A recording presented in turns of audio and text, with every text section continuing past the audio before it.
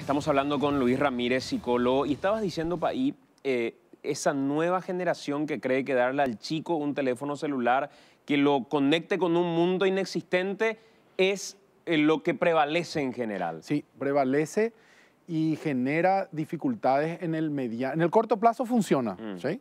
Pero en el mediano y en el largo plazo genera muchas dificultades. Tanto así que hoy las sociedades científicas más importantes, las pediátricas, en fin, ya recomiendan el cero pantalla hasta los 2 años. Cero pantalla. Hasta los 2 años. Hasta los 2 años, como mínimo, ¿verdad?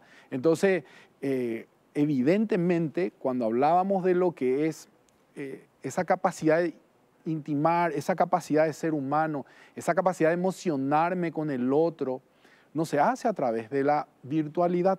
La virtualidad te propone un manejo interesante para muchas cosas, pero para lo central en la construcción de la identidad humana, es decir, quién soy yo como ser humano, la necesidad de la conexión es fundamental, fundamental. Entonces, hoy estamos viviendo, o le hacemos vivir a nuestros hijos una vida de relación en donde no prima la relación humana a través de o vía por medio de la tecnología.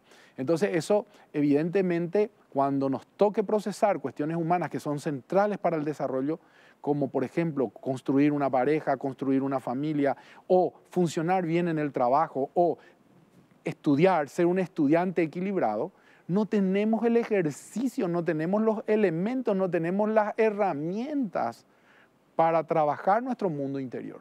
Y la clave es esa hoy. La base de todo, y sobre todo en los primeros meses y los primeros año y medio, la presencia humana. Es decir, la mamá central y fundamentalmente en los primeros días, porque imagínate esto, Santi, el niño está en un lugar ideal, él está en una condición de alimentación, de regulación de su energía, de su oxígeno, vive casi en una cama de agua y de repente nace a un mundo absolutamente desconocido.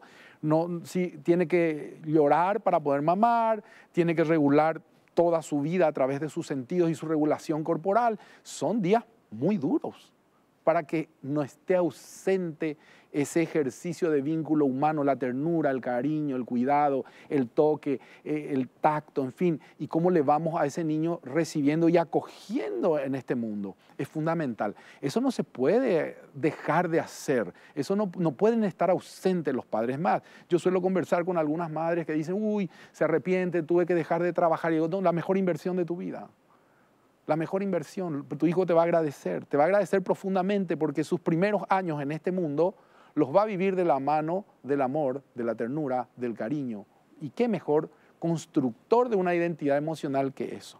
Cuando abandonamos muy rápido eso y dejamos a los niños a que a veces se desarrollen solos, ese es un problema, ¿verdad? Porque no tienen esa posibilidad, el niño va primero teniendo emociones, muy posterior es la construcción de las ideas. Entonces, si no tiene las emociones básicas de seguridad y confianza para construir su mundo, para basar su vida, es un chico que va a crecer con una identidad de inseguridad. Siendo, fíjate, un equilibrista, a metros y abajo hay una red de contención.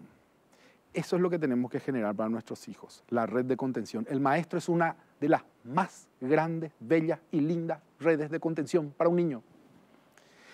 Pero lastimosamente eso no se le inculca al maestro. Al maestro se le inculca que esté preocupado por si suma, si resta, que no digo que no, pero no puede dejar de ver estos otros procesos porque está más tiempo hoy con el maestro. El niño está 8 horas en la escuela, 6 horas en la escuela.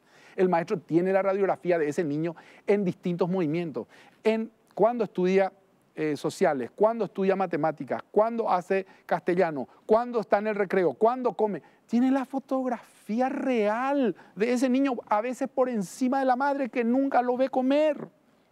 Entonces, no podemos sacarle hoy al maestro ese rol tan fundamental de ser la mejor red de contención. Y hay que prepararlos y entrenarlos para que puedan ver, para que tengan el ojo entrenado para ver cuándo hay alguna dificultad por la diversidad de momentos en que el maestro le ve a un niño. Realmente es extraordinario si el maestro tiene el ojo. ¿Y el ojo para qué? Para esto que decíamos, ¿cómo está su capacidad reflexiva?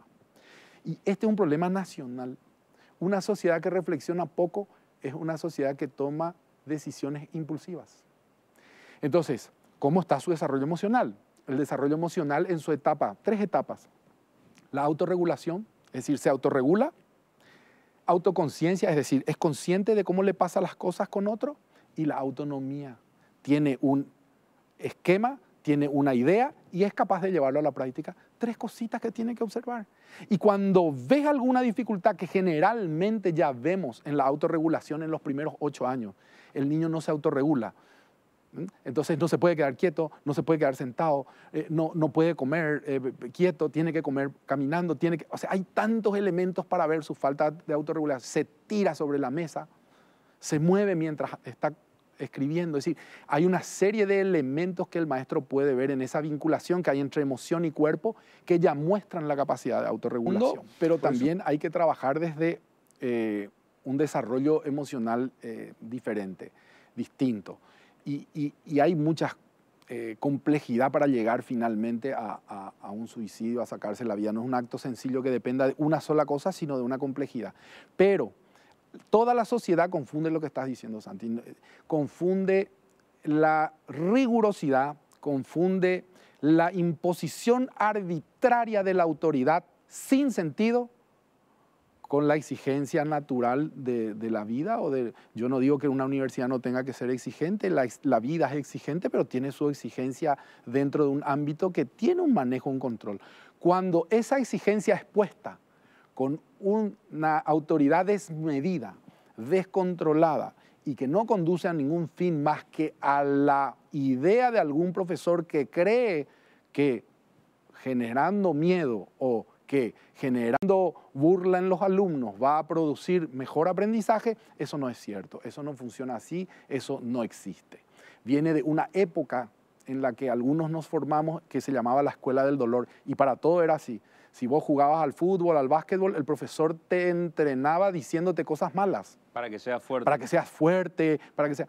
Eso hoy no, hoy y ayer nunca funcionó. La escuela del dolor. La escuela del dolor. La escuela del dolor. Marcado muchísimo, muchísimo por el deporte, por ejemplo, en donde te humillaban y te decían, ¿cómo ese inútil va a pasar? Y tal cosa. O sea, toda una dinámica que en realidad no tiene por qué ser así. En realidad no vamos a encontrar una sola escuela de desarrollo, una escuela importante que viva ese exceso de autoridad como un medio. Sí son espacios que tienen una disciplina, que tienen un rigor, pero que no es un rigor que atenta contra la persona y contra la construcción de su identidad. Ese es el problema. Cuando nosotros, para imponer un esquema de miedo sobre todo, utilizamos recursos que salen de la norma, salen de lo vinculado a la exigencia del aprendizaje. Entonces, no hay personas fuertes que funcionen con ese esquema de maltrato, porque finalmente estamos hablando de violencia y de maltrato, y eso no hay derecho. No hay derecho a tener que vivir la violencia y el maltrato para decir, yo voy a estudiar medicina. No funciona así.